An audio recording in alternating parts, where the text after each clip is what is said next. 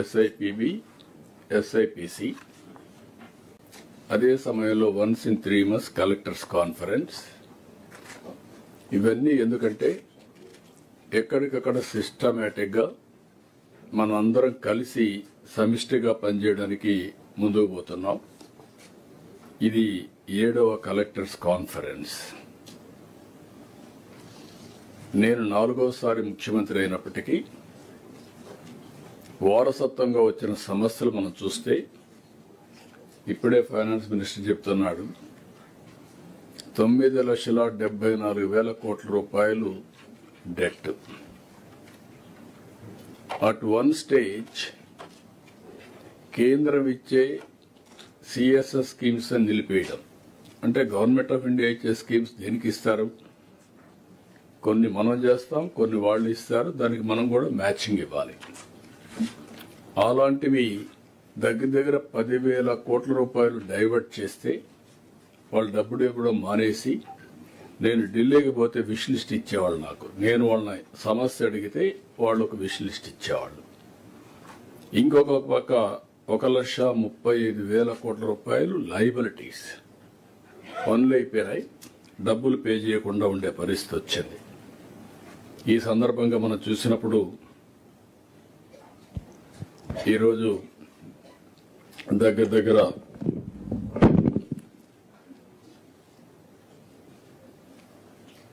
కొన్ని మార్పులు కూడా పోయిన కలెక్టర్స్ కాన్ఫరెన్స్ కి ఈ కలెక్టర్స్ కాన్ఫరెన్స్ కి జిల్లా కలెక్టర్స్ అదనంగా వచ్చారు.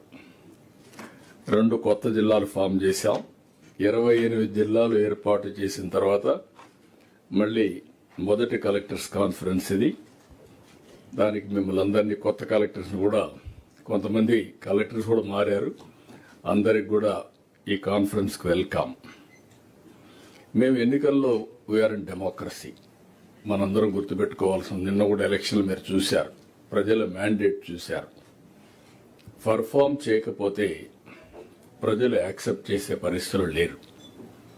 అదే మరిగా పర్ఫార్మెన్స్ చేసి ప్రాపర్గా గవర్నమెంట్ కూడా కమ్యూనికేట్ చేయగలిగితే, గవర్నమెంట్ అన్నప్పుడు మీరందరూ గుర్తుపెట్టుకోవాల్సింది ఒక పాలిటీషియన్స్ కాదు, అధికార యంత్రాంగం, మినిస్టర్స్ అందరం కూడా మనం పర్ఫామ్ చేయడమే కాకుండా మనం కమ్యూనికేషన్ కూడా పర్ఫెక్ట్గా చేయాల్సిన అవసరం ఉంది.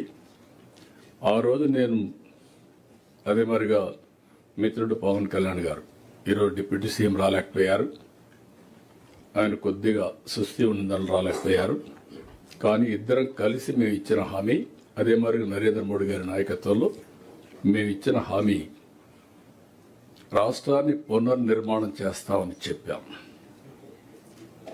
అదేవిధంగా సంక్షేమం, డెవలప్మెంట్, గుడ్ గవర్నెన్స్, ఈ 3 కూడా మాకుండే అనుభవం, అదే మరి ఇప్పుడు వచ్చినటువంటి అడ్వాంటేజ్.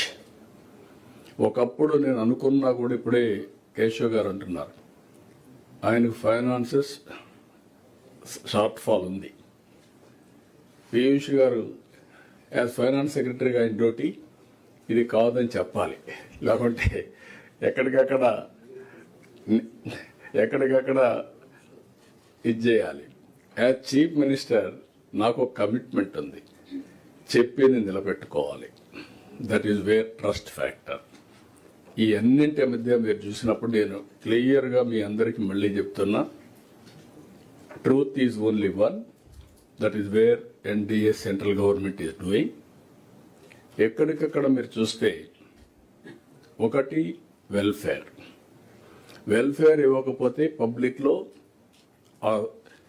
ఒక సానుకూలమైన వాతావరణం, ప్రజాస్వామ్యంలో డబ్బులుండే వాళ్ళకు వెల్త్ క్రియేట్ చేయడం కాదు, వెల్త్ క్రియేషన్ సామాన్య ప్రజలకు అందుబాటులో పెట్టాల్సిన అవసరం ఉంది. వెల్ఫేర్ ఈజ్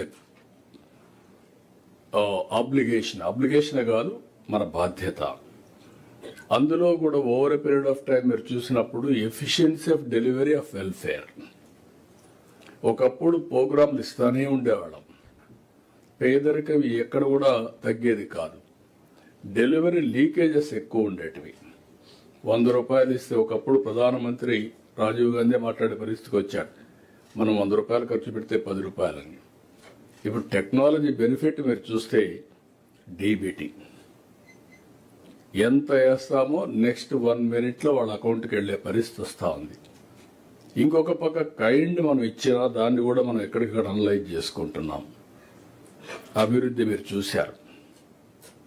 5 సంవత్సరాలు ఏమాత్రం అభివృద్ధి లేకుండా గుంతల బండి రోడ్లు ఇవన్నీ ఉంటే ఈరోజు అభివృద్ధిని పరిగెత్తించగలిగాం, ట్రాక్లో పెట్టగలిగాం. నేను మొత్తం మార్చేసామని చెప్పను కానీ ఇంకా చేయాలని చాలా ఉంది. ట్రాక్లో పెట్టాం. గవర్నెన్స్ ఇక్కడే మిమ్మల్ని అందరినీ కోరుతున్నాం. అనునిత్యం రిఫార్మ్, ఇన్నోవేషన్, డెలివరీ, ఈ 3 కూడా మనం ఎక్కడికక్కడ వర్కౌట్ చేసుకోగలిగితే it is inspiring time. Technology is matured. Technology అందరూ కూడా అడాప్ట్ చేసుకునే పరిస్థితికి వచ్చారు. ఇందులో మనం ముందుకు పోగలిగితే బ్రహ్మాండమైన ఫలితాలు వస్తాయి. అల్టిమేట్గా ఈ ప్రభుత్వం యొక్క ఆశయం ఎంపవరింగ్ పీపుల్, ఆర్థిక అసమానతలు తగ్గించి అందరికీ మెరుగైన జీవన ప్రమాణాలు ఇవ్వాలనే ఉద్దేశంతో ముందుకు పోతున్నాం. అందులో చాలా వరకు నా లెక్క ప్రకారం ఇంకా చేయాలని చాలా ఉంది. ఆ డైరెక్షన్ అయితే క్లియర్గా పెట్టాం. అనేక పాలసీలు తీసుకొచ్చాం. ఇప్పటి వరకు మీ అందరి సహకారంతో ఇప్పుడే reformer of the year, that is not my achievement, it is a collective achievement all of us. ఇక్కడుండే మనందరి సమిష్టి కృషి. 2 ఏళ్లకు మునుపు రాష్ట్రం గురించి ఏ విధంగా మాట్లాడేవాళ్ళు, ఈరోజు రాష్ట్రం గురించి ఏం మాట్లాడుతున్నారు, the award it self is indication. కాబట్టి ఈ యొక్క అవార్డు అనేది బాధ్యతను కూడా పెంచింది. ఇప్పుడు అవసరం కూడా ఇలాంటి అవార్డ్స్ మనకు. నేను చాలాసార్లు ఎన్నో అవార్డ్స్ ఇస్తే నేను ఎప్పుడూ యాక్సెప్ట్ చేయలేదు, కానీ ఇది యాక్సెప్ట్ చేశాక దానికి కారణం కూడా ఇంకొద్ద పెద్ద ఎత్తున పెట్టుబడులు వస్తాయి, ఒకసారి పాజిటివ్ మూడ్ వస్తుందనే ఉద్దేశంతో యాక్సెప్ట్ చేశాం.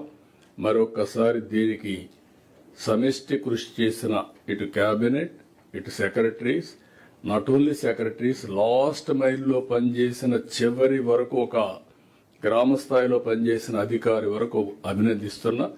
ఇది మీ అందరికి అంకితం చేస్తూ ఇంకా బాధ్యత మళ్ళా ఒకసారి మీకు గుర్తు చేస్తున్నాను.